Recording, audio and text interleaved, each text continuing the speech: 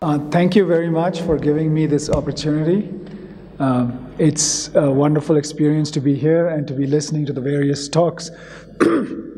And as David has already mentioned, these topics are so huge that we could spend the next 500 years just sitting here, but we don't have that much time. What I'm going to try to do is to bring out some of the connections that come between mind, consciousness, and the world that living organisms occupy, but from a very different perspective, from either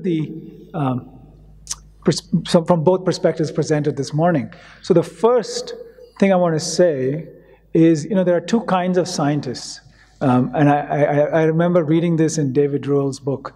So people become scientists for two reasons. One is they built labs in their basement and they tried to blow up their houses using test tubes, right? And then another kind of person becomes a scientist because they read a lot of science fiction and wanted to go where no one has gone before, or something like that. So I come into the latter category of scientists. I don't think I ever tried blowing anything up as far as I know. And so I want to begin with a little quote from a very good long story. It's sort of a short novel by Arthur C. Clarke. It's called The City and the Stars. And in The City and the Stars, this is set in another yuga, to use Indian terms, hundreds of maybe millions of years later, right? And the protagonist is trying to find out what has happened, like why is the earth the way it is? And what he's told eventually is that human beings had evolved to such a point that they had managed to travel into space, and they went very, very far away, and somewhere at the outer limits of the cosmos, they met an intelligence so superior to what they were that they decided to come back and work on themselves for 100 million years before they felt that they would be ready to face this superior intelligence. So, which is a great theme, because this conference is about cosmology and consciousness. So it's not surprising that as we reach the outer limits of the cosmos, it also makes us want to examine our own selves and find out, do we really have the capacity as we are right now to understand what this cosmos is?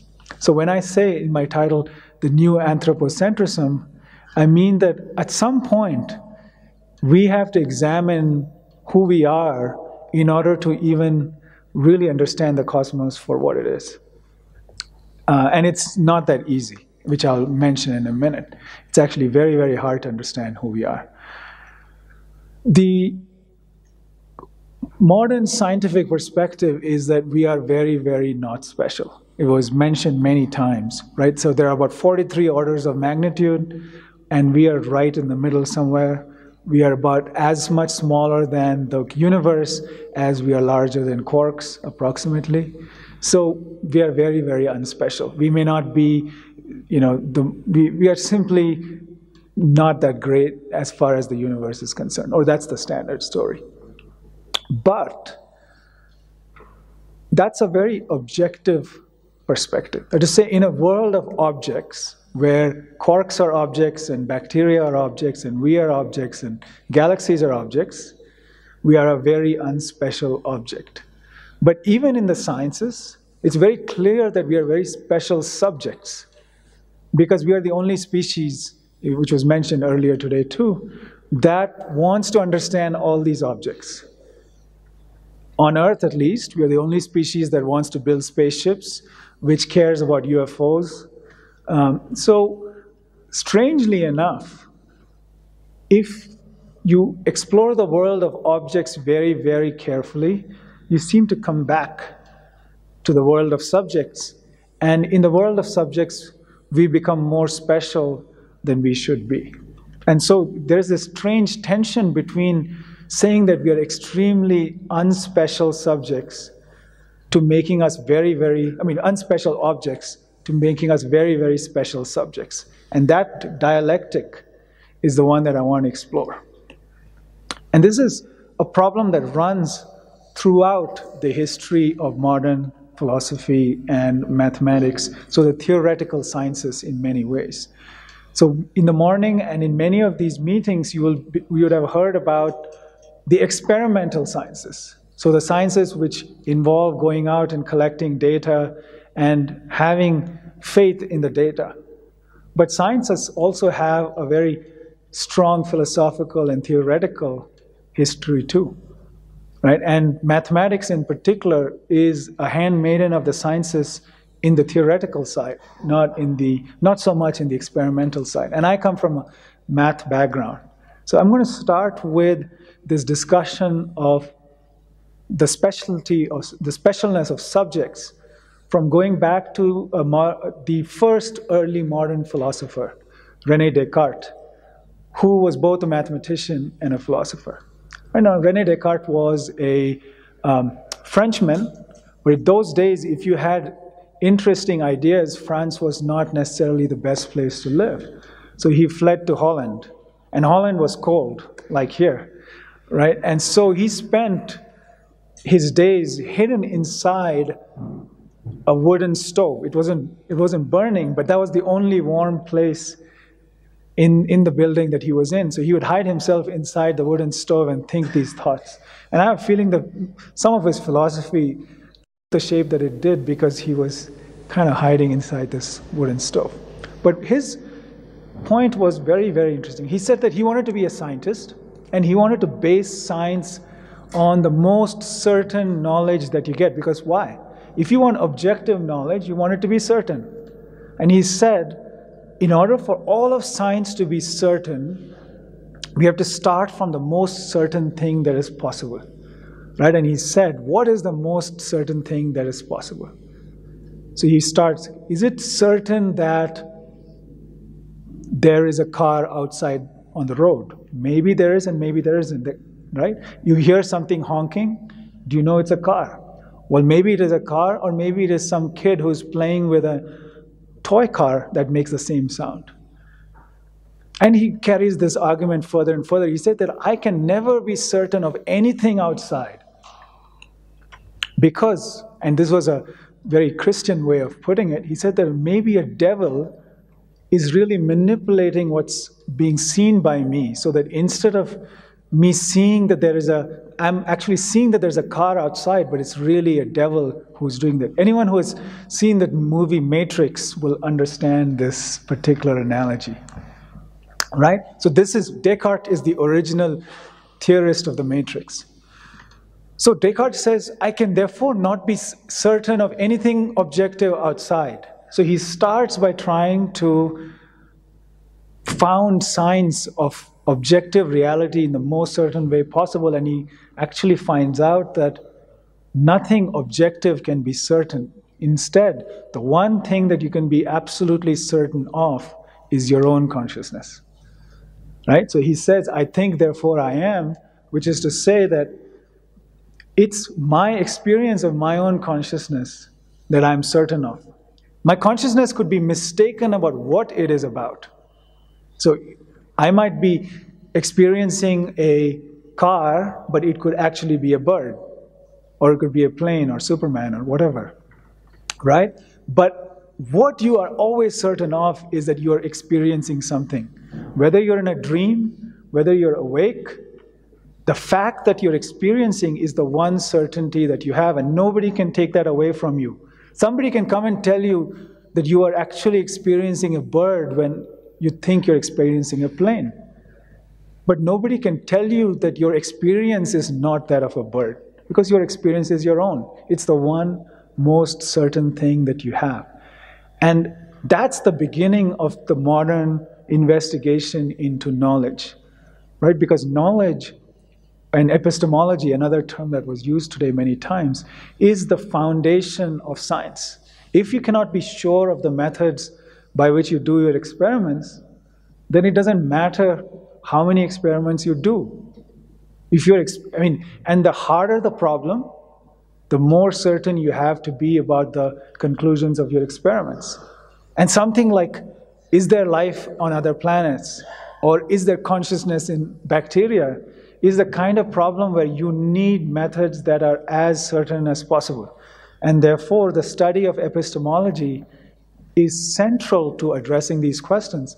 And the study of epistemology comes back to human knowledge and how we acquire it. And the one field where we think we are pretty certain, outside, of course, our subjective consciousness, is mathematics. Right? 2 + 2 is 4, independent of whether it's me or you or anybody else doing that. So, a lot of investigation in the modern philosophical disciplines has taken mathematics as the paradigm of a science that delivers certain results.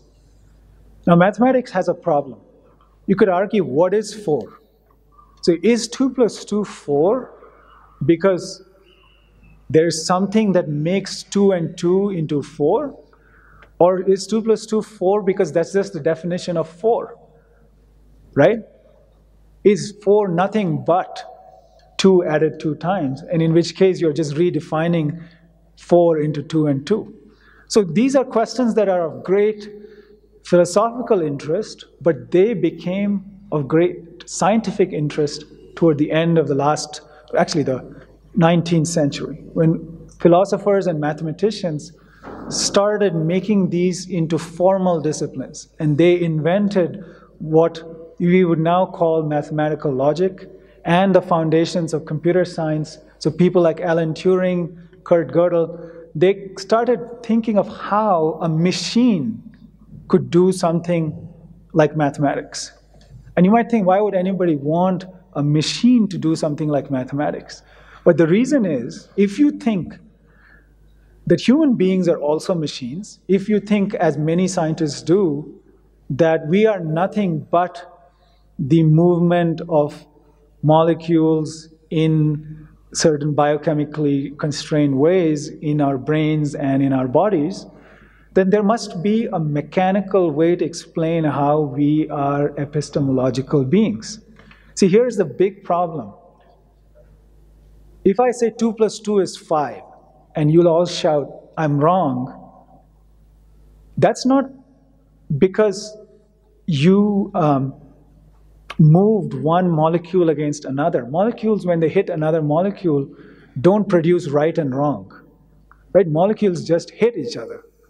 Physical entities which undergo causal reactions don't become right or wrong. There's nothing right or wrong about an atom moving around another atom. There's nothing right or wrong about a planet moving around a star. But there is definitely something right or wrong about reasoning and about ethics, about the things that we human beings care about. So, how do you get things like right or wrong from machines? And that's what makes mathematics such an interesting subject, because it's in mathematics that people first figure out how maybe you could reduce questions of right or wrong into questions that machines could potentially solve, right? And the effects of that are all around us. I mean, all these machines that we see, my talk, actually I'm not using any slides, but if you're using a slide projector, you're using a machine that is based on information technology that at some point is founded on ideas of Turing and Gödel and others who figured out how to make information manipulation into machines, right? So that's a very, very important development of the 20th century. It's the mechanization of reasoning, of logic, which also has its limits. So one of the things that we have discovered in the 20th century is that just as science, in terms of asking questions like, is life really different from physics? Or how can consciousness arise from matter? There's a similar kind of limit that comes from a logician or a mathematician's perspective, which is, are there thoughts that can never be thought? Are there problems that are intrinsically unsolvable? Are there things that are impossible for us to think? Now, these are questions that at some level seem maybe too abstract, but they actually have led to some great developments. Right? It turns out that there are most problems in some quantifiable mathematical sense, if they can be posed, they probably cannot be solved. Right? So there's a very famous theorem by a mathematician named Gödel, which says that any mathematical system that is more powerful than arithmetic has theorems that are true, but that cannot be proven. Now, this is amazing. It means that it's true in some sense, but no amount of calculations or manipulations can prove that it's true. And that's pretty amazing. And so this is a new development in the understanding of knowledge and its limits that comes from mathematics. But then it moves in a direction that is more consistent with biology in the development of the mind sciences. So the mind sciences are very, very new. They're even newer than biology, right? And their biggest impulse comes in the 1950s when people start trying to use computers to model the way the mind works. And what they find is that computation is a good way to try to understand how the mind works. So let me give you an example. I'll use English. You can translate that into Tibetan. In English, I can say, I ran past the door. I can then say, I was wearing a brown dress when I ran past the door. I was wearing a brown dress on a rainy Tuesday when I ran past the door. So you can see how each sentence is embedded inside another sentence. And this has a very mathematical structure, and yet anyone who speaks English knows that these sentences are all grammatical. You intuitively, without thinking, know that these sentences are grammatical.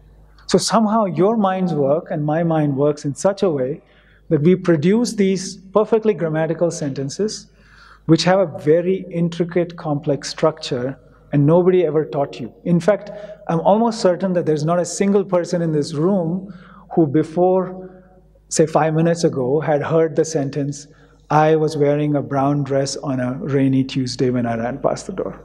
Right? So the first time in your life, you heard a sentence, and you figured out that it was grammatical without anybody ever teaching you. How is that? And so cognitive scientists, and in particular a very famous cognitive scientist called Noam Chomsky,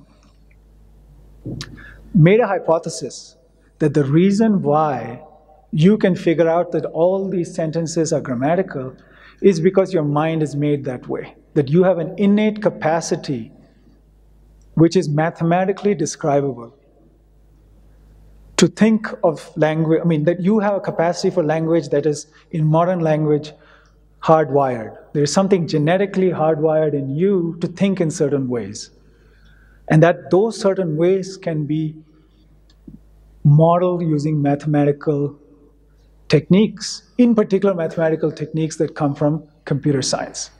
So that was a very, very important development. The next important development comes again using mathematics. How do we see the way we see? Right? Remember, we are investigating knowledge and how human beings and other creatures acquire knowledge. And one of the ways that we acquire knowledge, and in Buddhism in particular, perception is seen as the foundation of knowledge, right? Buddhists are very skeptical of concepts being the source of knowledge, but perception is at the source of knowledge in all Buddhist traditions. How do we perceive? You open your eyes and you see three-dimensional objects. So when I open my eyes here, I see lots of people wearing robes that are sort of maroon, right? Some maroon and some dark red. How do you do that? How do you see 3D shapes? And why is this a puzzle? Well, let me give you three puzzles here. One is that the input to your visual system consists of two 2D images on your retina. But when you open your eyes, you don't see two 2D images. You see one 3D percept. So how does your mind convert 2D images into 3D percepts. Now you might think, especially if you know some mathematics, that this is easy. All you're doing is taking two projections of one 3D object and you're doing a reverse geometry, right? So anyone who has done technical drawing will know that you can have different projections of one object, and I can reconstruct the 3D object from the projections. But it's not that easy when we are doing it as people. Why? Because when you are seeing the world, you're moving your heads and your eyes all the time, right? You saccade about 5 times a second, which is to say that your eyes focus on a different location 5 times a second, right? But the world doesn't seem to be moving to you 5 times a second. For most of you, you have a very stable percept of the world. So you perceive a stable world, even though your eyes are moving 5 times a second, your bodies are moving all the time. You are kneeling, you're getting up, you're raising your head, you're doing all these things. And yet, it's not as if the world is moving. You know that the world is stable. How do you extract this stability, this stable sense of a 3D world, even though you don't actually get that as an input? And here's a very simple experiment you can do. Stare straight, and then move your eyes, not your face, but your eyes to the right as much as possible. Okay? Did it seem like the whole world changed? Probably not. And yet, there's not a single pixel on your retina that's getting the same input that it was getting before. There's 100% different input, and yet the output, the percept that you feel, is almost the same. So this constancy, the fact that the world is constant in your perception and therefore in knowledge, which is what allows us to say that we have some kind of reliable knowledge of the world, is done despite the absolute dynamic instability of the input to your senses. And this is a very, very difficult problem to understand, and it's been almost impossible to solve using computers. So we now have computers that play chess better than any person, right? Maybe Garry Kasparov is the only person in the whole world who can defeat Deep Blue. Tomorrow, I'm sure there will be a better computer than him. And yet, there's not a single computer in the world that walks around a room and grabs an object when asked. So for example, if I tell a computer, go around the room and collect all the water that has been left by people in this room, you can't do it. If you tell any person they can do it, but a computer cannot. Why? Because there will be water that's been left in mugs, there will be water that will be left in cans, there will be water that will be left in bottles, and there is no computer which recognizes that all of these are just receptacles of water. Here's another thing that we do very, very easily and which we cannot get a computer to do. So I lift this bottle over here. Immediately I know that that bottle is not on the table anymore. I don't need to think. I automatically know that stuff, when you move, is moved. Computers don't work that way. In fact, that's one of the great things about our computers. You can do copy and paste. So you can have 2 copies of the same object. But in our real world, its ontology doesn't allow you to do copy and paste. Maybe some future quantum computing will help us do that, but right now we don't. Right? So the kind of furniture of the universe that we as human beings are completely used to, and we think that that's just the way the world works, is something that is extremely hard for us to understand how it does. And this is a hard problem that's different from the hard problems of physics and the hard problems of biology. Because it's trying to understand why is it that our world is experienced by us in the way that it is. It's not an objective world, and it's not a subjective world. It's somewhere in the middle. It's a little bit like money, right? Money is both objective and subjective. I can't just, unless I'm the Federal Reserve or something, I cannot just print money, right? It's really there. You make a salary every month, and that's how much money you get. It's not in your head. It's out there in the world. And yet, without human beings, there's no such thing as money. Money is a human construct that requires creatures like human beings to be there for it to exist. So the study of things that exist in an interdependent sense, to use a Buddhist term, not things that exist outside human beings or outside living things, but things that exist because there are living things and because there are human beings, is a whole new world of study that is just opening up. And that's the study that cognitive scientists do. That's the study that we would like to do for other creatures. Now, there's a famous philosopher, Thomas Nagel, who wrote a paper called "What's It Like to Be a Bat?" Right? And he said, human beings are visual creatures. We learn about the world primarily through vision. But bats are not visual creatures. Bats live in caves where there's almost no light. They use sound to navigate the world.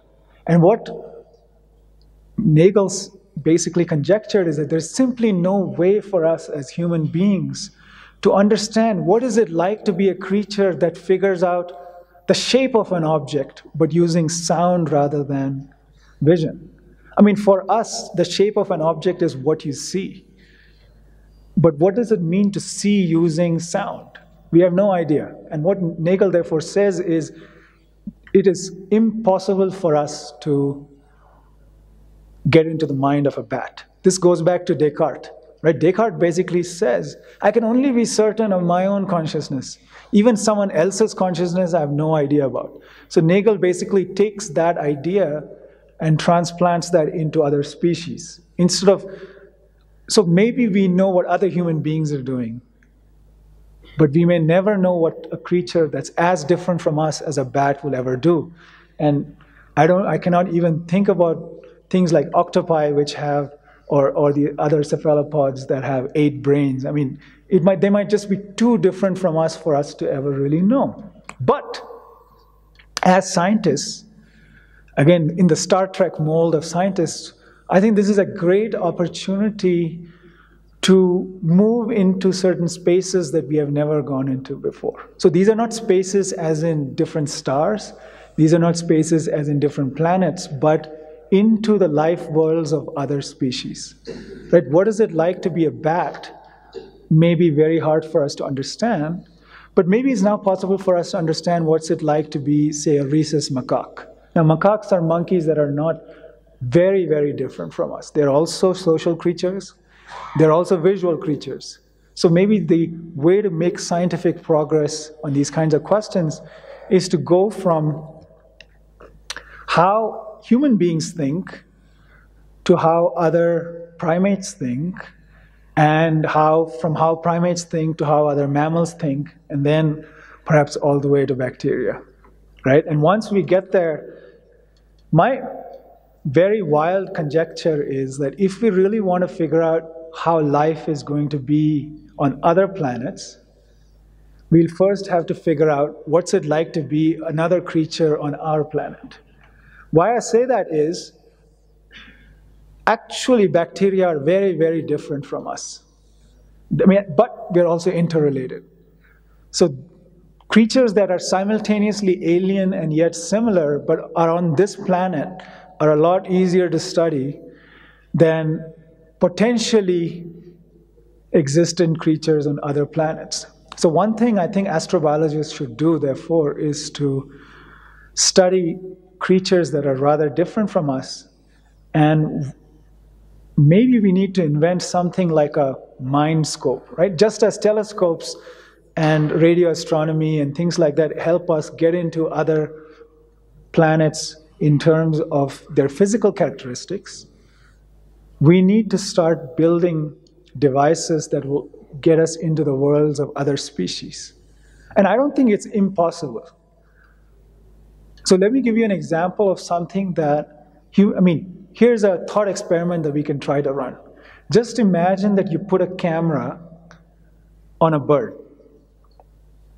okay, and let it fly around, and accept that hook the output of that camera into your system. So instead of me seeing what it's like for me to see, I don't know what it will be if I spend 3 days just seeing what this bird is seeing, right? I mean, I don't know if our nervous system is plastic enough to shift its register from seeing my world, which is a human world, to seeing the world of another species. We haven't done it, but the technology is here. And so it should not be that hard for us to start building these kinds of mind scopes. And I think that once we start doing that, and once we start collecting the data, it might turn out that there are some things about other species that is very, very hard for us, and some things about other species that is very easy for us. Just as it turns out, building machines for doing chess is easy, or at least easy enough, but building machines that collect objects is very, very hard. It's actually not clear to me what is it that, let's say, bats do that's very hard, and what is it that bats do that's easy. So these are things that can only come when different kinds of scientists, and not just scientists, but scientists interact with other traditions, especially traditions that have explored experience in a very, very detailed way. So one of the things that excites me about the relationship between the contemplative traditions, Buddhism is the one where it has happened the most, and science, is because these traditions have a very, very rich taxonomy and theorization of experience. Science actually, so cognitive science and psychology have a very strong desire to understand experience, but we don't have a very good theoretical grasp on the different mental states and the different perceptual states and the different emotional states that, say, Buddhism has. Right? So you read the Abhidhamma Sangaha and you see the rich vocabulary there. Science doesn't have that. But my point is that that vocabulary is exactly what we need to really get beyond the sort of naive anthropocentrism that we have in the cognitive sciences. Right? When I say naive anthropocentrism, I mean that accepting our experience as a given. No self-respecting contemplative would accept ordinary experience as just given. It's one of the tasks of any contemplative tradition to probe experience and to find out what are the things. Is it organized in levels? Are there higher or lower kinds of experience? Are there subtle or gross kinds of experiences? These are things that scientists currently don't think about so much. But once we start bringing those kinds of theoretical and experimental distinctions, we can start understanding how human experience works. We can start understanding how non-human experience works. And maybe it won't be too far down the road, I don't know, maybe 100 years, when it won't be impossible for us to be experiencing what it's like to be a bat or maybe even an octopus. I don't know. I mean, but that's my sort of Star Trek moment, which is that instead of going into outer space, if we can go into the life worlds of other species and then use that to probe what it'd be like to be hypothetical creatures, since we don't right now have evidence, in other planets, then we have a real science that's happening. Okay, so with that, thank you.